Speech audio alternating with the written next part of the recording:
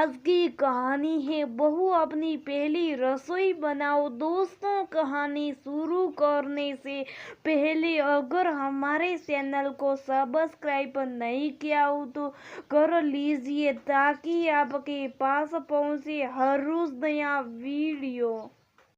मैं समिता और शादी के बाद आज मेरी पहली रसोई है। मैं एक पढ़ी लिखी और समझदार लड़की हूँ। एक मल्टीनेशनल कंपनी में मैनेजर के पद पर काम करती हूँ। शुरू से ही पढ़ाई में अव्वल रही और हमेशा अच्छे नंबरों से पास हुई, जिसके चलते पापा ने भी मेरी शिक्षा पर पूरा ध्यान दिया और आज मैं अपने क्षेत्र में एक अलग पहचान रखती हूँ।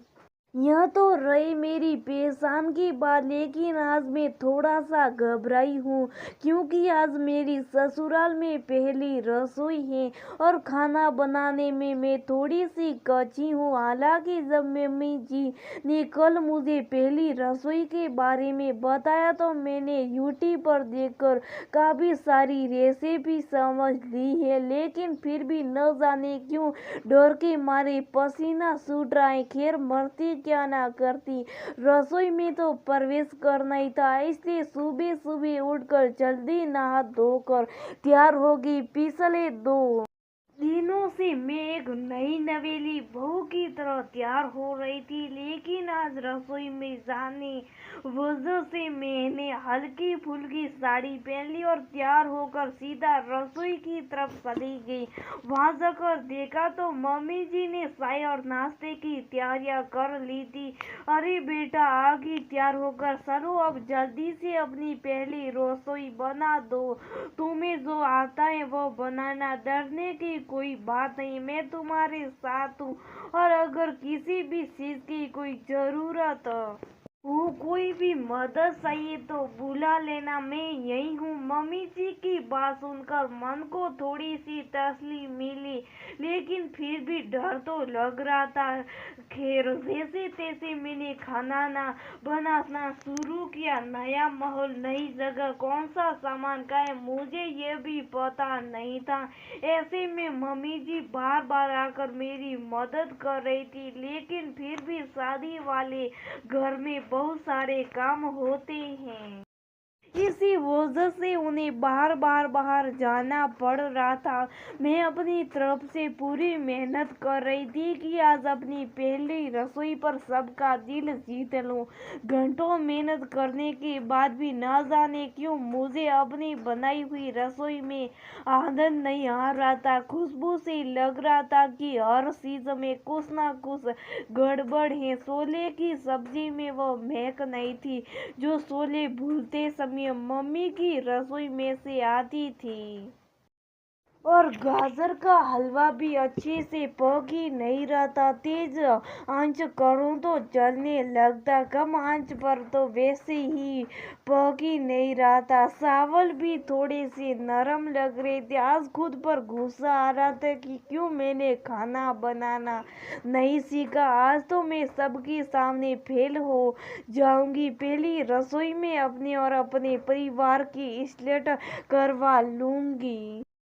मन बहुत दुखी हो रहा था, लेकिन फिर भी कोशिश जारी थी। आंखों में आंसू आ रहे थे, लेकिन आसपास कोई ऐसा अपना नहीं दिख रहा था जिसे मैं अपने मन की व्यथा कर सकूं। इतने में ननद दिव्या मुझे बुलाने आई। भाभी, मम्मी को आपसे कुछ जरूरी काम है, इसलिए आपको बुला रही थी। आप जाइए, मैं यहाँ पर संभाल लूंगी।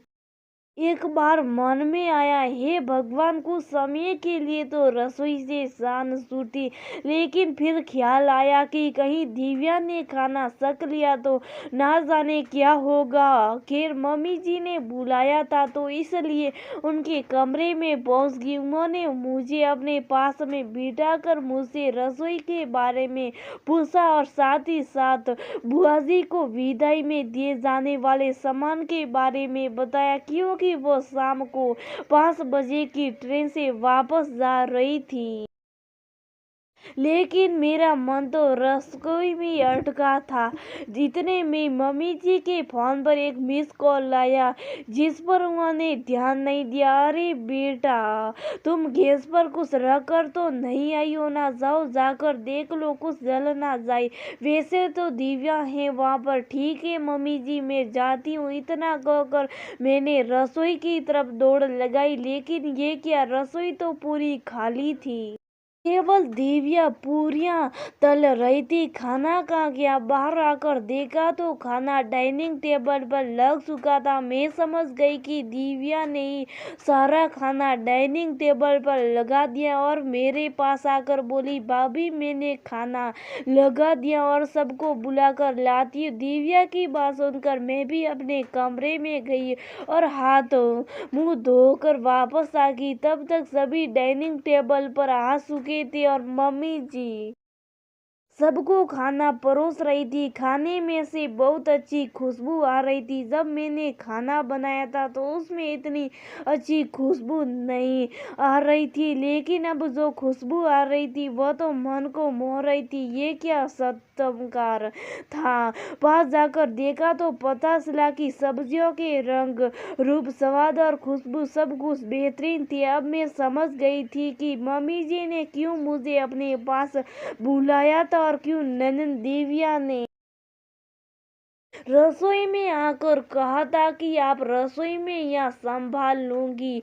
दिव्या ने तो मेरे बेस्वाद खाने में स्वाद भर दिया था, ताकि कोई मुझ पर उंगली ना उठा पाए, कोई यह ना कह पाए कि मुझे खाना बनाना नहीं आता। परिवार के सभी सदस्य खाना खाते खाते तारीफों के पुल बांध रहे थे। कोई हलवे की तारीफ करता तो कोई छोले की सब्जी की, कोई सूखू आलू गोभी की तारीफ करता तो कोई मेथी वाली पूरियों की, और मैं मंद मंद मुस्कुराती हुई अपनी ननन की तारीफ कर रही थी। वाह ननन जी वाह, आज तो आपने मेरा दिल जीत लिया। ईश्वर करे आप जैसी ननन सबको मिले।